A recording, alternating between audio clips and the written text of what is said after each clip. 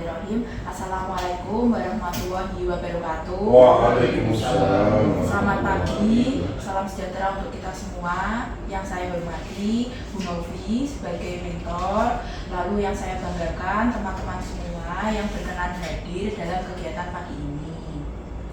Perkenalkan, nama saya Novelia Indra Putri Andini. Saya merupakan pegawai P3K baru di Dinas Pusdataru Provinsi Jawa Tengah yang saat ini bertugas di bidang pengembangan dan pembinaan teknis, tepatnya di unit pengembangan dan pendayagunaan. Pada kesempatan kali ini, saya akan melakukan seminar atau presentasi mengenai orientasi pengenalan nilai dan etika instansi bagi pegawai pemerintah dengan perjanjian kerja di lingkungan pemerintah Provinsi Jawa Tengah. Yang pertama, pendahuluan. Jadi, latar belakang dilaksanakannya orientasi P3K ini adalah surat keputusan dari Lembaga Administrasi Negara Republik Indonesia. Lalu, ada nilai dan etika pemerintah Provinsi Jawa Tengah. Yang pertama, berdasarkan RPJP 2005 sampai 2000. Lalu selanjutnya ada nilai dan etika unit organisasi. Fokusnya berikutnya ada rencana hasil kerja saya. Yang pertama, rencana hasil kerja pertama.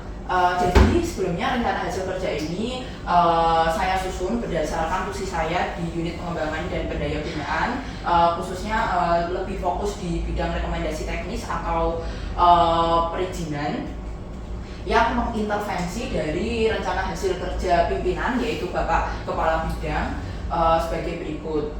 Untuk rencana hasil kerja pimpinan yang saya intervensi, yaitu meningkatkan ketersediaan data dan dokumen perencanaan dan pengembangan teknis sarana prasarana SDA. Itu yang merupakan jadi tugas dari bidang pengembangan, pembinaan dan pengembangan teknis itu sendiri. Lalu untuk RHK saya, yaitu yang pertama, terselenggaranya rapat koordinasi kegiatan permohonan izin pengusahaan dan persetujuan penggunaan sumber daya air. Dengan outputnya nanti berupa laporan rapat koordinasi kegiatan permohonan izin pengusahaan dan persetujuan penggunaan sumber daya air. Target saya akan menyelesaikan sekitar 15 laporan dalam satu periode atau 1 tahun itu. RHK tersebut saya laksanakan berdasarkan kegiatan dan tahapan tertentu, yang dalam kegiatan dan tahapannya saya berusaha menerapkan nilai-nilai core values dari ASN, yaitu berakhlak. Yang pertama ada membuat dan mendistribusikan surat undangan. Jadi saya membuat dan mendistribusikan undangan dengan tanggung jawab, serta memastikan bahwa semua pihak terkait yang perlu juga mendapatkan informasi yang lengkap dan tepat. Hal tersebut saya mencoba menerapkan nilai akuntabel atau tanggung jawab dan juga kompeten, yaitu dapat membuat surat dengan baik. Lalu yang kedua, saya bekerja sama dengan berbagai pihak untuk memastikan semua tamu undangan yang relevan dapat hadir guna memberikan saran, masukan, dan informasi terkait agenda rapat. Hal tersebut saya berusaha menerapkan nilai kolaboratif atau kerjasama dengan berbagai pihak. Yang ketiga, saya melaksanakan rapat koordinasi dengan penuh tanggung jawab yang bertujuan untuk memfasilitasi permohonan izin sumber daya air sebagai dedikasi untuk memberikan layanan terbaik kepada pemohon atau masyarakat, serta sebagai wujud pelaksanaan tugas. Hal tersebut saya berusaha menerapkan nilai akuntabel, lalu berorientasi pelayanan kepada masyarakat, dan juga loyal untuk wujud pelaksanaan tugas saya. Selanjutnya, untuk rencana hasil kerja kedua saya masih mengintervensi RHK pimpinan yang sama. Dengan rencana hasil kerja saya, yaitu terlaksananya survei atau cek lokasi pada permohonan izin pengusahaan dan persetujuan penggunaan sumber daya air.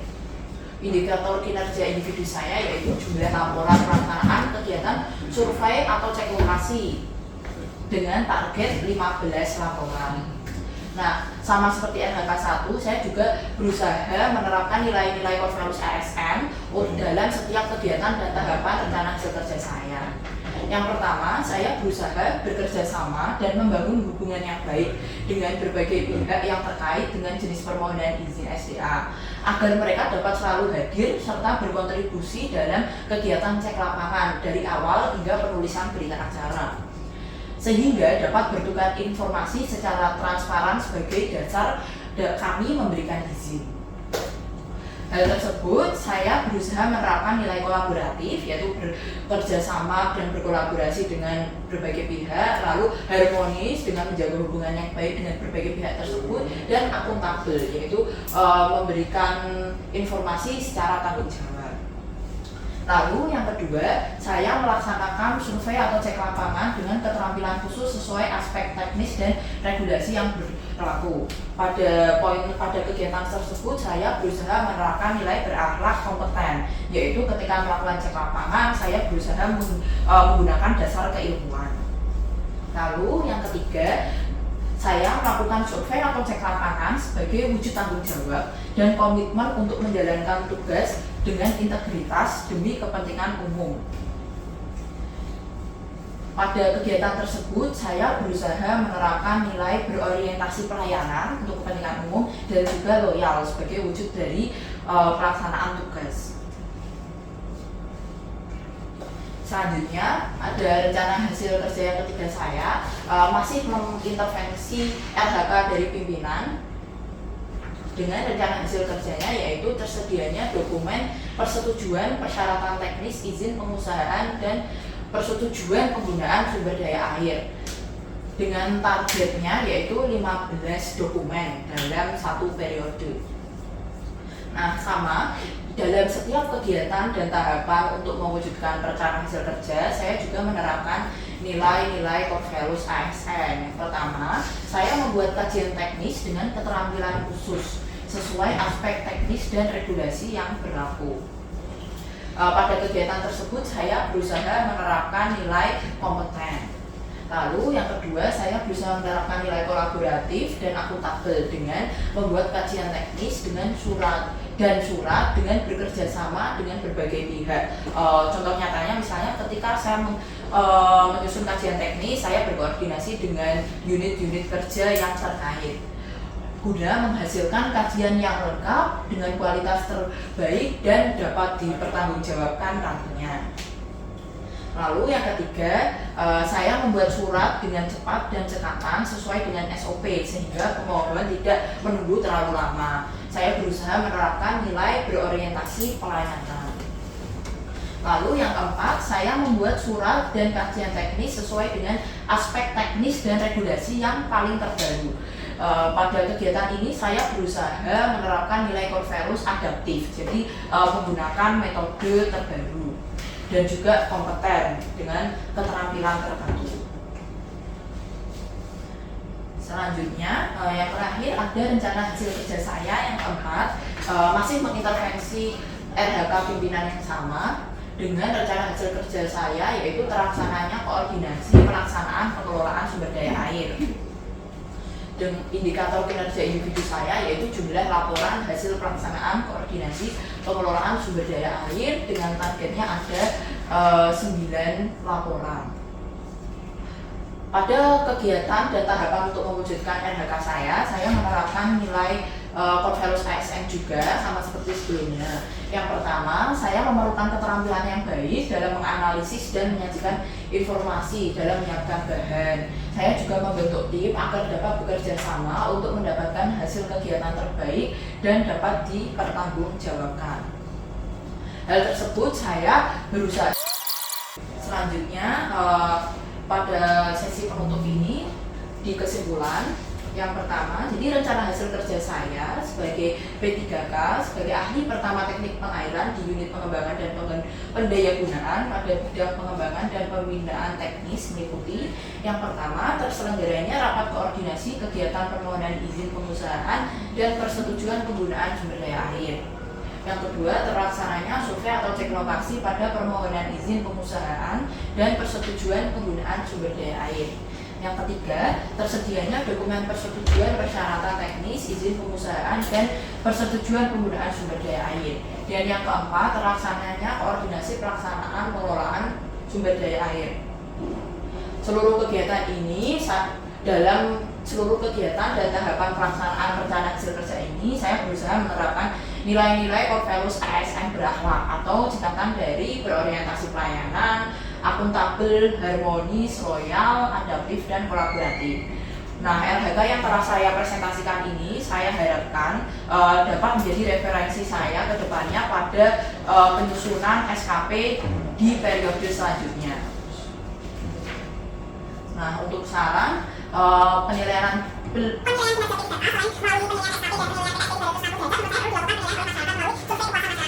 secara berkala untuk perbaikan pelayanan dan hasil kerja secara berkelanjutan, serta menyediakan pelatihan atau lokakarya kepada pegawai terkait sebagai tindak lanjut dari perbaikan pelayanan. Seperti itu. Baik, terima kasih. Apabila ada saran, masukan, atau pertanyaan bisa disampaikan. Langsung. Saya ngasih komen.